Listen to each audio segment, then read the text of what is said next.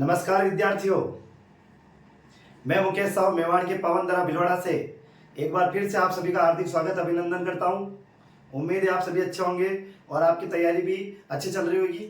आज हमारा जो टॉपिक चलेगा साथियों, वो चलेगा राजस्थान के अंदर महत्वपूर्ण टॉपिक, राजस्थान में 1857 की क्रांति।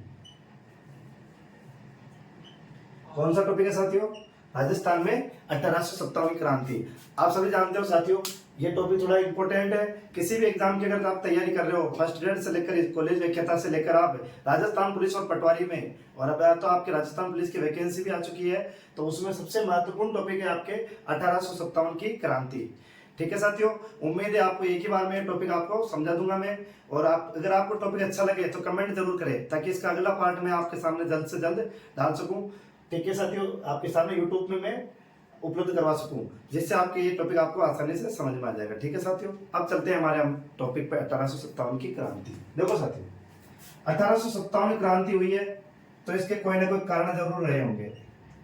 बिना कारण के कोई कार्य नहीं होता है। आप अगर ये वीडियो देख रहे हो तो इसका भी कारण है, क्योंकि आपको जॉब लगनी है, और जॉब लगने का भी कारण है आपको पैसा कमाना है, और पैसा कमाने का भी आपका एक कारण है आपके जो भी जिंदगी की जो जरूरत है उसे पूरी करनी है। तो यहाँ पे भी 1857 क्रांति जो हुई है उसके कारण जरूर रहे होंगे।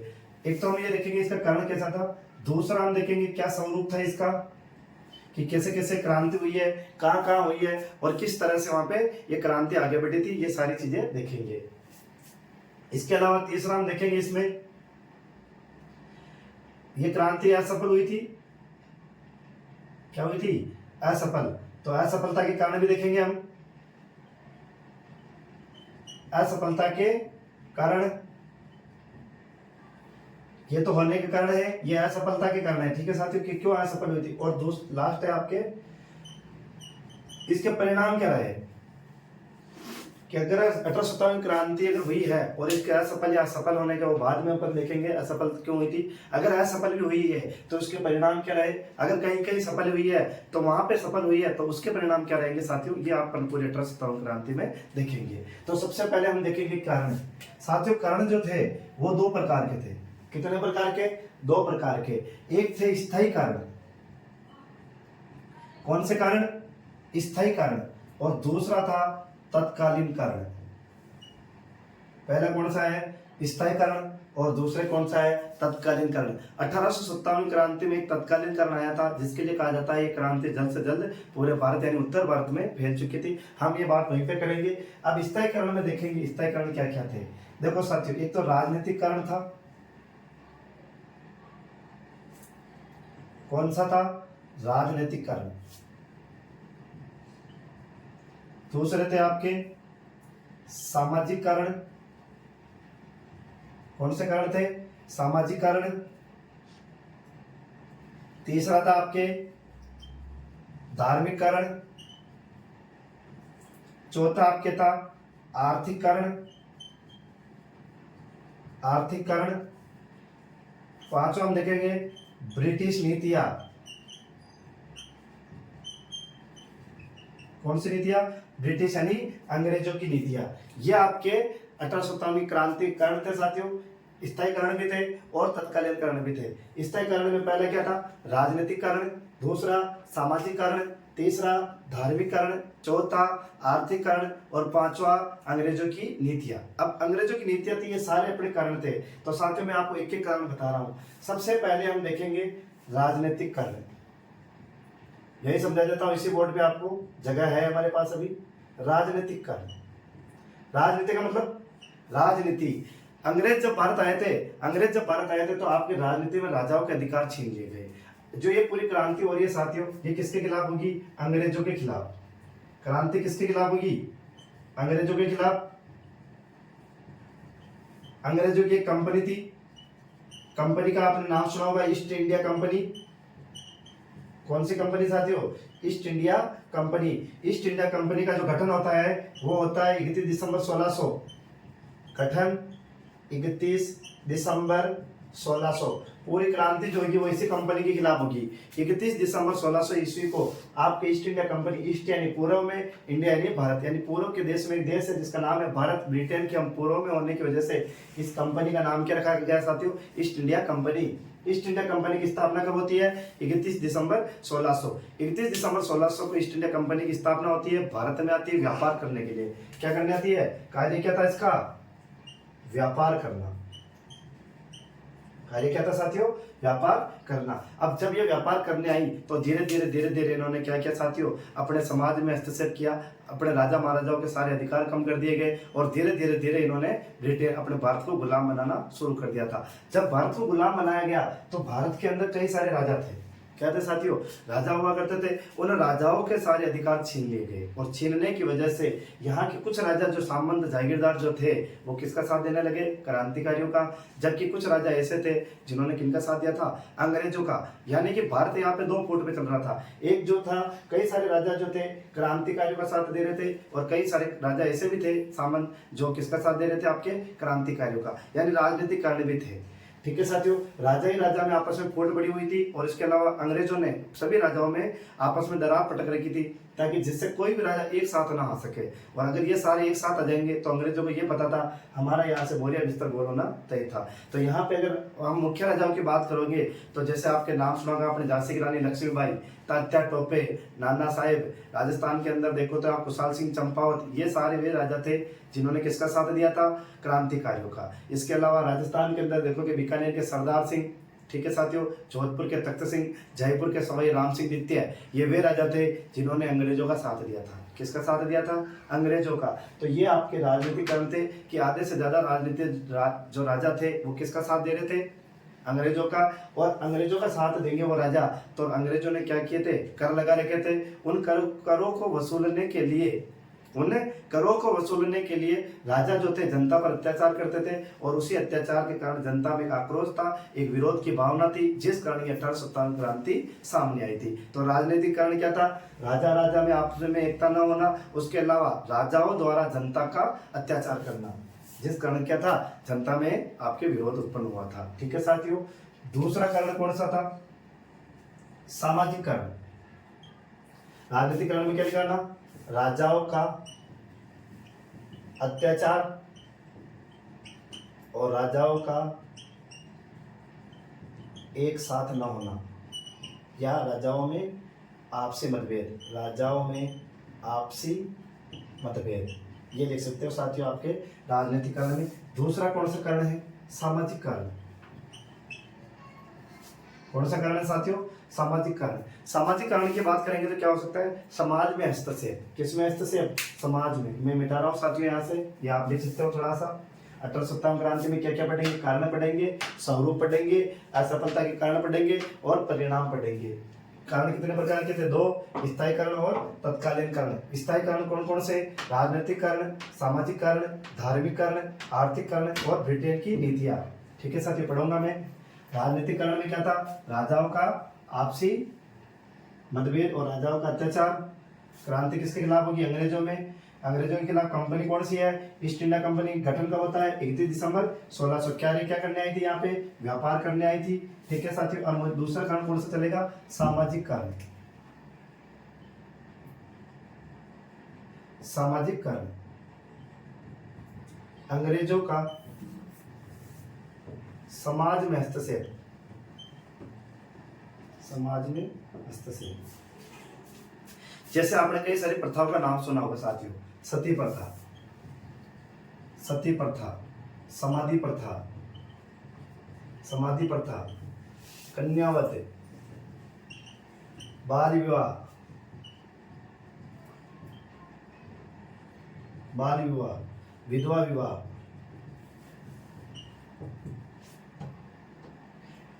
ये आपके समाज की कुछ प्रथाएं चलती है साथियों। समाज में हस्तक्षेप था।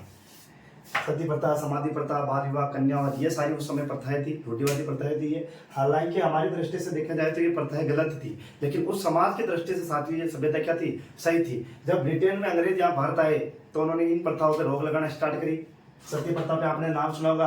1829 में राजा राम मोहन राय के प्रयासों से कौन सी प्रथा पे रोक लगाई गई थी? सती प्रथा पे रोक लगाई गई थी। जयपुर के अंदर आपके समाधि प्रथा पे रोक लगाई गई थी। कोटा के अंदर आपके कन्यावत पर रोक लगाने की शुरुआत हो चुकी थी साथियों। बाल विवाह जोधपुर के अंदर शुरुआत हो चुकी थी। तो यहाँ पे जो विधवा, ये प्रथाएं जो थी साथियों, ये थी गलत है। हालांकि आज के समाज की दृष्टि से सही है, इस पर रोक लगाना अनिवार्य था, लेकिन उस समय की समाज की दृष्टि से जब अंग्रेजों ने इन पर रोक लगाई तो यहाँ के उन समाज को लगा कि ये हमारे समाज में हस्तक्षेप कर रहे हैं। क्यों? क्योंकि अगर आज आपके घर में अगर कोई हस्तक्षेप करेगा साथियों तो आपको भी अच्छा नहीं लगेगा। जैसे आज मैं ये पढ़ा रहा हूँ, आज मुझे पढ़ाना अच्छा लग रहा है, अगर मुझे कोई कह देगा कि आज आप नहीं पढ़ाओगे, ये पढ़ाना अच्छा नहीं है, तो क्या मुझे गलत लगेगा? सही लगेगा साथियों?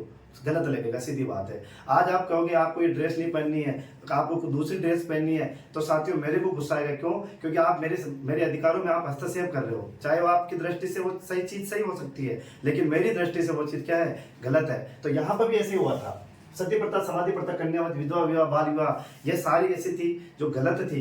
अंग्रेजों ने लगा के सही किया, लेकिन उस समाज को लगा कि नहीं, ये हमारे समाज में कहीं ना कहीं क्या है? अंग्रेजों का हस्तक्षेप है। और उस हस्तक्षेप की वजह से समाज के अंदर लोगों को क्या थी? अंग्रेजों के खिलाफ एक विरोध की भावना थी। सती प्रथा, क्योंकि पति के मरने के बाद जो है पत्नी सती हुआ करती थी। अब जैसे जैसे आज आप देख लो, मृत्यु भोज, कौन सा भोज? मृत्यु भोज। कई समाज में आज इस पर रोक है, कई सारे लोग लगाना चाहते हैं आज भी मृत्यु भोज पर, कई सारे जो लोग हैं वो मृत्यु भोज पर रोक लगाना चाहते हैं, लेकिन समाज के डर की वजह से इस पर रोक नहीं लगाई जा सकती। किसके डर से? समाज के, कि वो ऐसे कर रहे हैं तो हम भी करेंगे। और अगर किसी को हम मृत्यु भोज के लिए अगर रोकने के लिए सलाह देते हैं तो वो ऐसा सोचते हैं कि ये कौन होता है जो मेरे को रोकेगा। क्यों? क्योंकि अगर कोई रोकने के लिए कहता है तो सीधे बात उस पर कलंक लगता है कि इसके पास पैसे नहीं होंगे, इसलिए मृत्यु भोज पर रोक लगाना चाहता है। तो साथियों, यहाँ पैसे वाले जो होंगे वो मृत्यु भोज कर लेंगे, लेकिन जिसके पास पैसा नहीं है और वो मृत्यु भोज पर रोक लगाना चाहता है तो यहाँ पे वो रोक नहीं लगा सकता। क्योंकि अगर पैसा वाला रोक लगाएगा तो जो नीचे निम्न वर्ग का, मध्य वर्ग का होगा, वो कहेगा कि इतने पैसे होने के बाद भी अपने माँ बाप के, अपने पूर्वजों का दाह संस्कार अच्छी तरह से नहीं कर रहा है। और अगर कोई गरीब लगाने की कोशिश करेगा तो अमीर कहेगा कि इसके पास पैसा न होने की वजह से किस पर रोक लगा रहा है? मृत्यु भोज पर रोक लगा रहा है। तो यहाँ से दोनों तरफ से मतभेद की भावना उठती है, और उसी मतभेद की भावना को देखते हुए उस समय सती प्रथा, समाधि प्रथा, कन्यावत, बाल विवाह, विधवा विवाह अंग्रेजों ने रोक सही लगाई थी। मैं ये नहीं कह रहा हूँ गलत थी, लेकिन उस समय के समाज के अंदर लोगों को लगा कि अंग्रेजों ने क्या किया? हस्तक्षेप किया, जिस वजह से समाज के अंदर क्या था साथियों?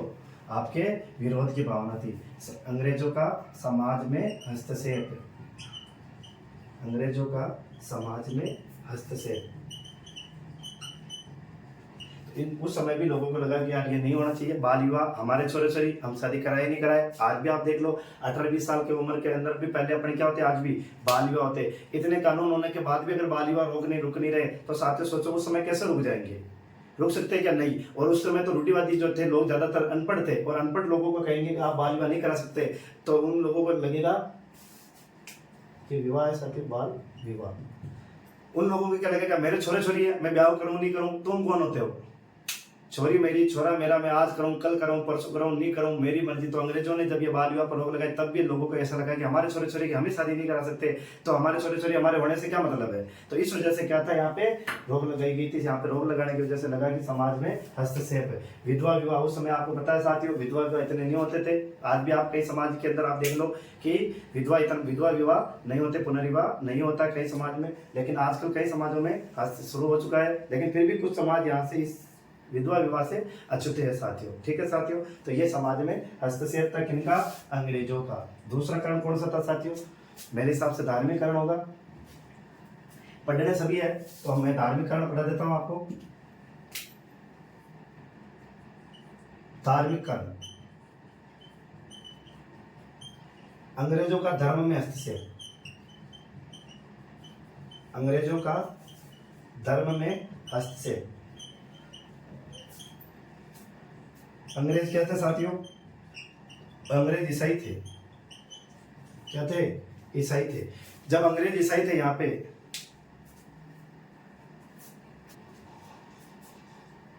धार्मिक कारण क्या था? अंग्रेजों का धर्म में हस्तक्षेप। साथियों देखो क्या था, अंग्रेज क्या थे? ईसाई थे। 1813 में ईसाई धर्म प्रचारकों को भारत में धर्म प्रचार की अनुमति मिली।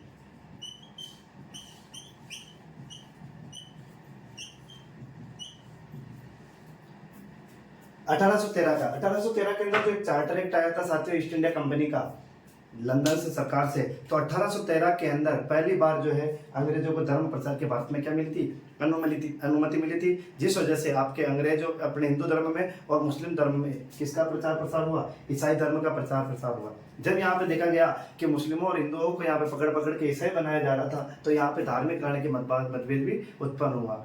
ठीक है साथियों, धार्मिक कारण क्या था, तो 1813 के चार्टर एक्ट में अंग्रेजों को आपके धर्म प्रचार की क्या दे दी गई, अनुमति दे दी गई। जब अनुमति दे दी गई साथियों, तो यहाँ पे लोगों को लगा कि धर्म, हिंदू और मुस्लिमों को लगा कि ये कहीं ना कहीं क्या है, धर्म में हस्तक्षेप है। ठीक है साथियों, ये आपके धार्मिक कारण है। ये धीरे धीरे जो है आगे जाके बहुत बड़ा विस्फोट का कार्य करेंगे। ठीक है साथियों, सामाजिकरण, अंग्रेजों का समाज में हस्तक्षेप किया गया। सती प्रथा, समाधि प्रथा, कन्यावध, बाल विवाह, विधवा विवाह पर रोक लगाई गई। अंग्रेज का समाज में हस्तक्षेप हुआ। धार्मिकरण क्या था, अंग्रेजों का धर्म में हस्तक्षेप। अंग्रेज क्या थे, ईसाई थे। 1813 में ईसाई धर्म प्रचार में भारत में धर्म प्रचारकों को इस भारत में प्रचार करने की क्या मिल गई, अनुमति। अगला कारण देखोगे तो हम देखेंगे यहाँ पे सैनिक कारण।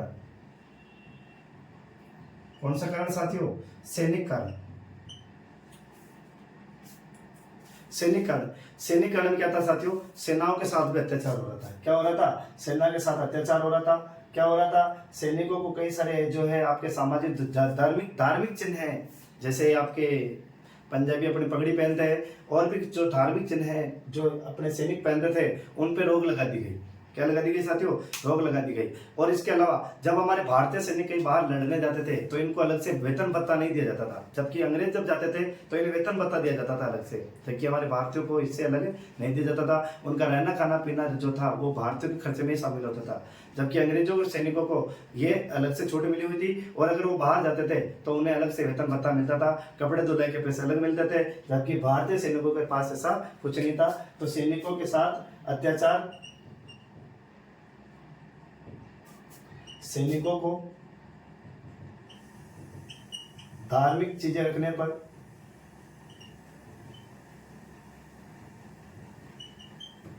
धार्मिक चीजें कर लो या चिन्ह कर लो,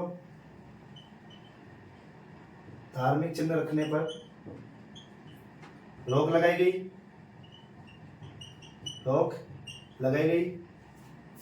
इसके अलावा क्या था, सैनिकों को अलग से वेतन भत्ता नहीं दिया जाता था। ठीक है साथियों, ये सेना के साथ क्या था, अत्याचार था, सीधी सीधी बात है। इसके अलावा सेना का अनुपात भी कम था, एक अंग्रेज के ऊपर 4 से 5 बढ़ते थे। एक सेना का अनुपात कितना था, 1:4,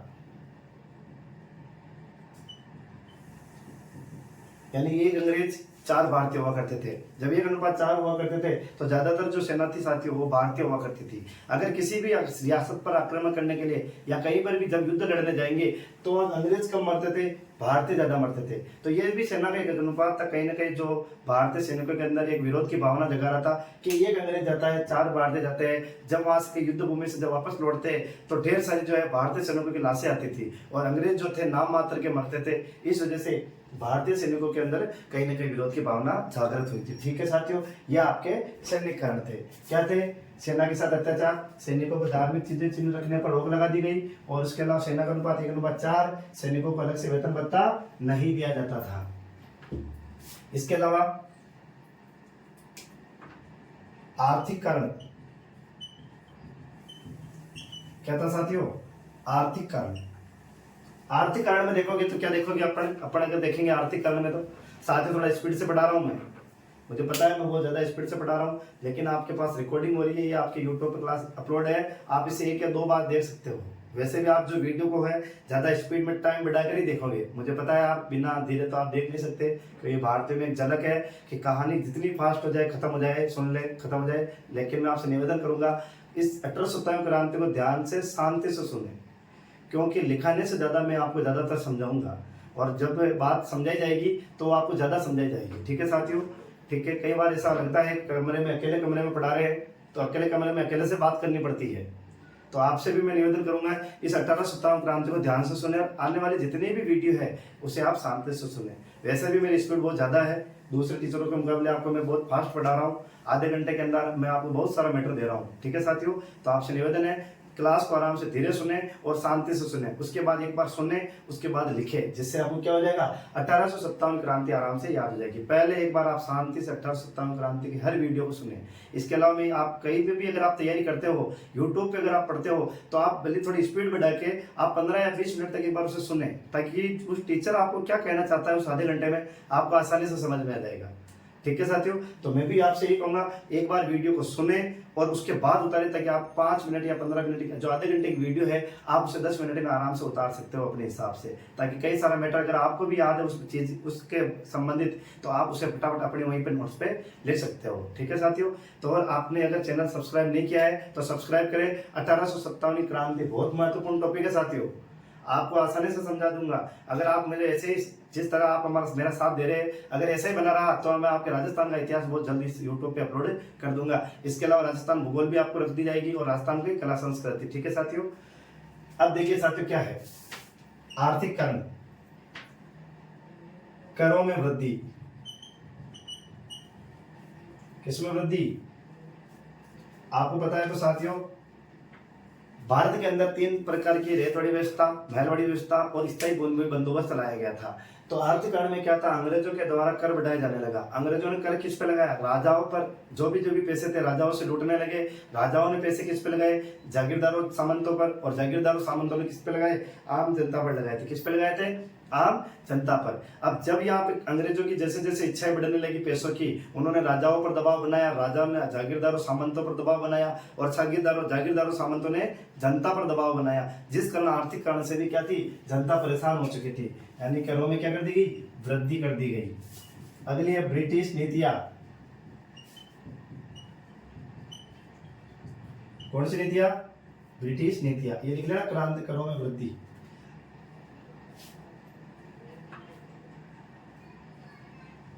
ब्रिटिश नीतियां, अंग्रेजों की कुछ नीतियां आई थी साथियों, जिसमें आप पढ़ोगे यहाँ से 3 नीतियां इंपॉर्टेंट पढ़ाऊंगा मैं आपको। एक का नाम है सहायक संधि,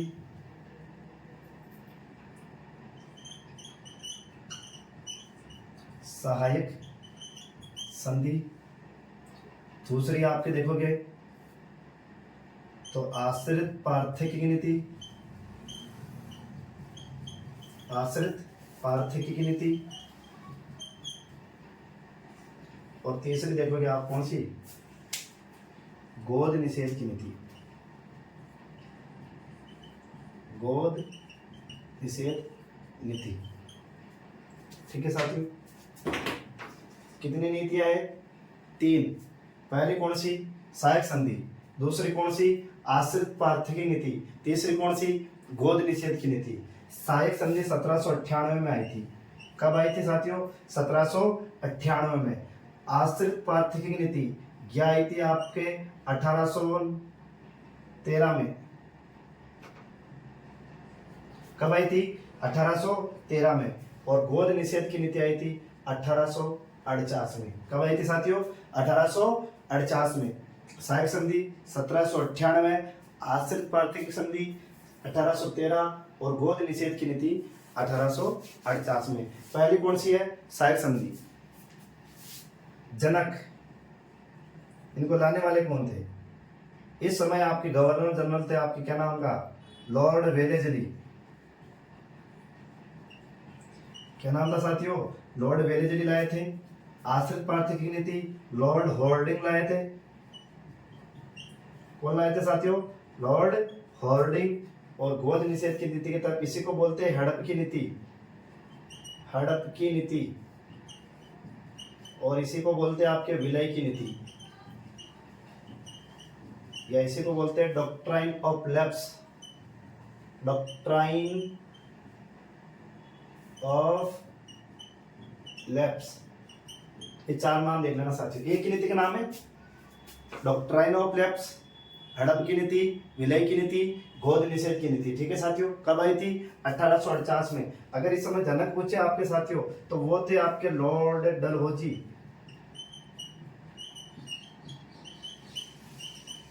कौन थे साथियों, लॉर्ड डलहौजी। तो कितनी नीतियां होगी आपके,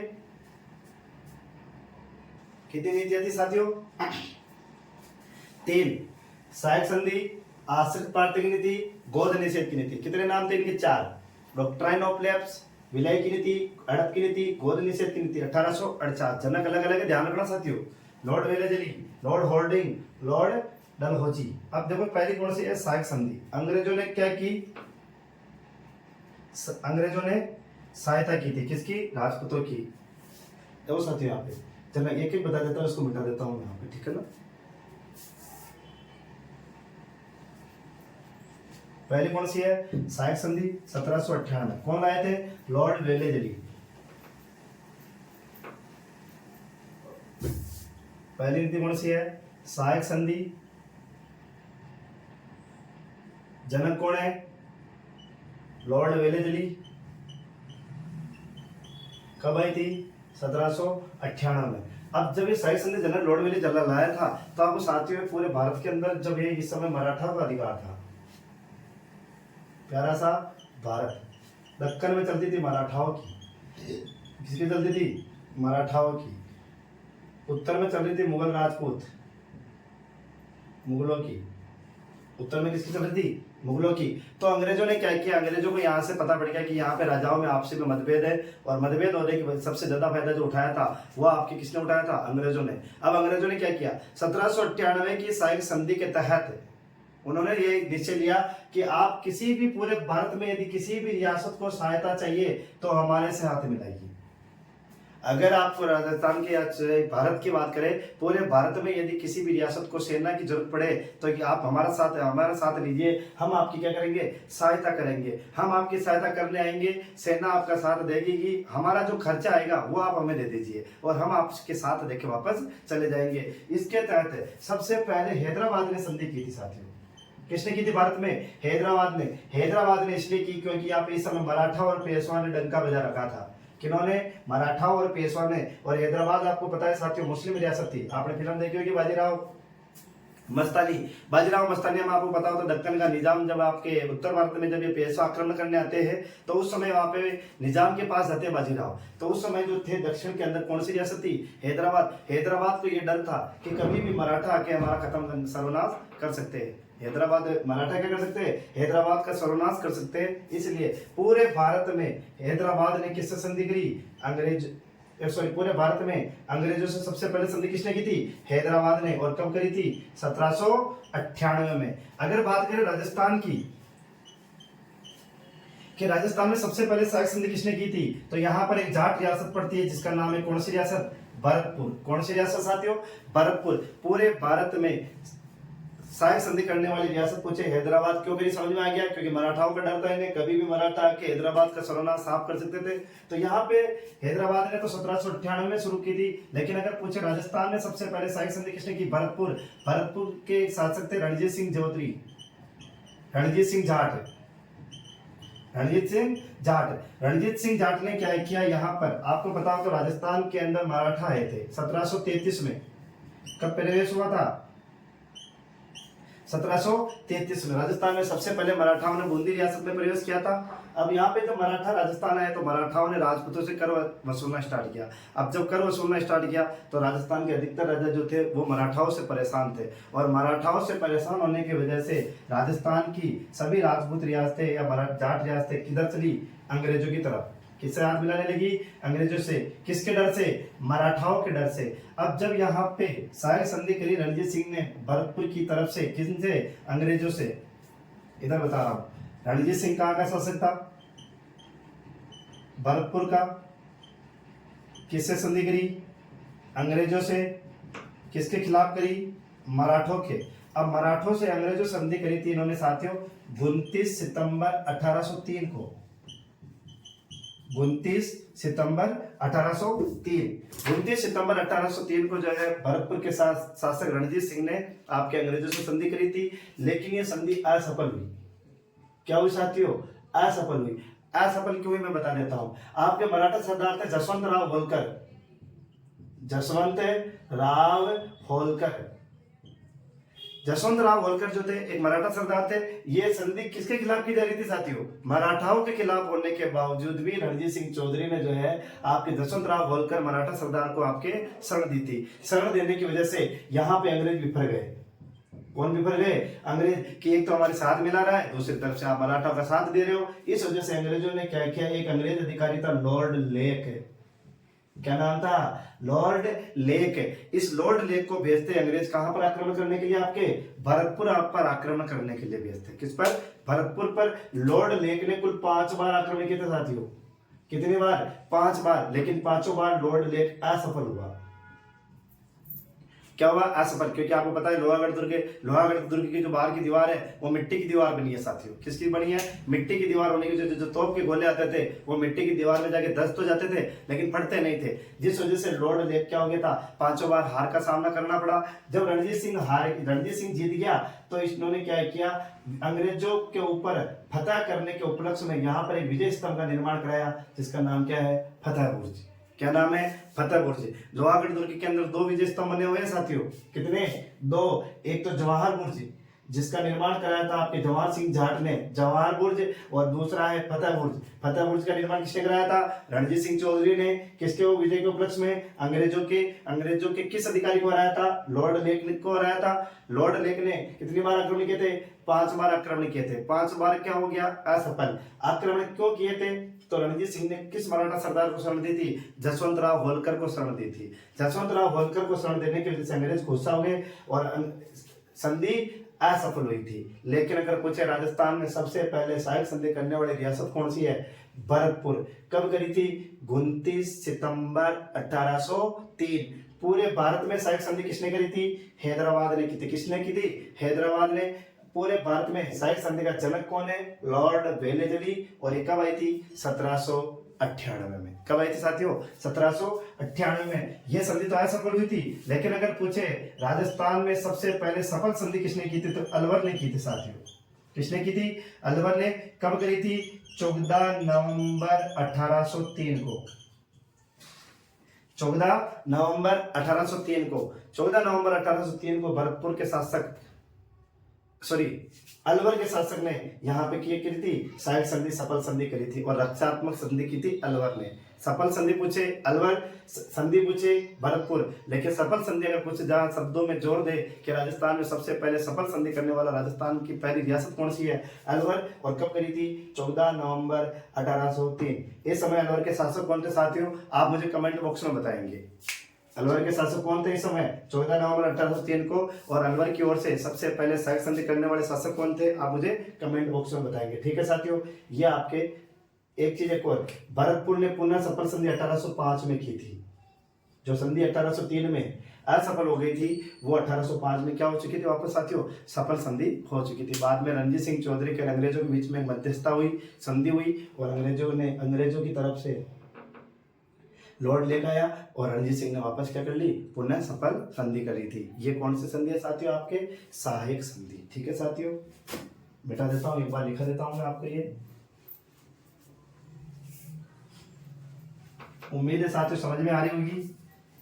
अच्छा लगे तो शेयर करें, कमेंट करें, और मुझे बताएं कि आपको वीडियो कैसे लगी। सच सच बताना।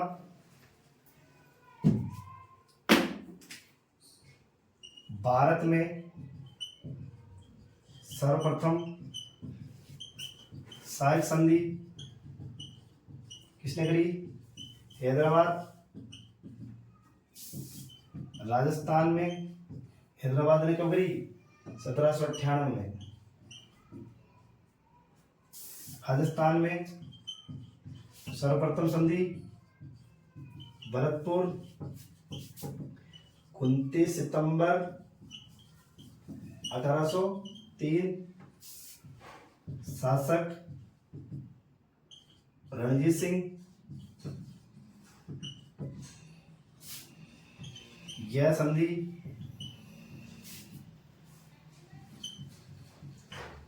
असफल हुई। असफलता का कारण क्या था साथियों? असफलता का कारण रणजीत सिंह द्वारा किसको शरण दी थी? जसवंत राव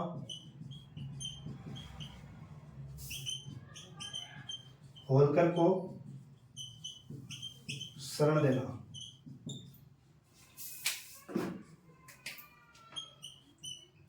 अंग्रेजों की ओर से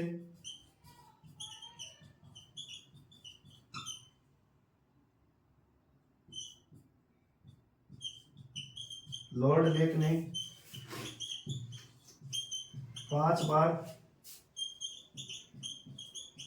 भरतपुर पर आक्रमण किए।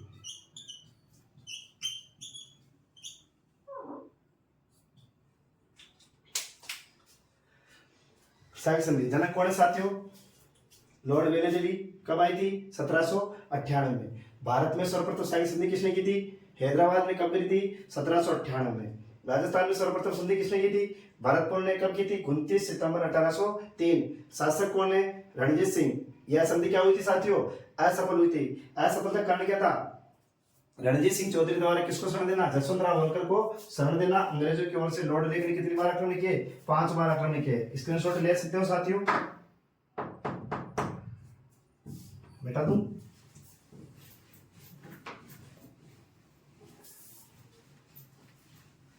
लॉर्ड लेक जीता या असफल हुआ? लॉर्ड लेक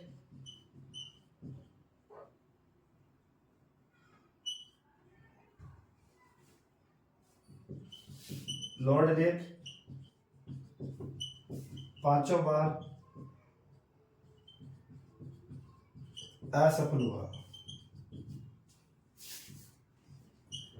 रणजीत सिंह ने विजय के उपलक्ष्य में लोहागढ़ दुर्ग में फतेह बुर्ज का निर्माण कराया। फतेह बुर्ज का निर्माण कराया। नोट: भरतपुर ने पुनः सफल संधि 1805 में की। मोस्ट लाइन: राजस्थान में सर्वप्रथम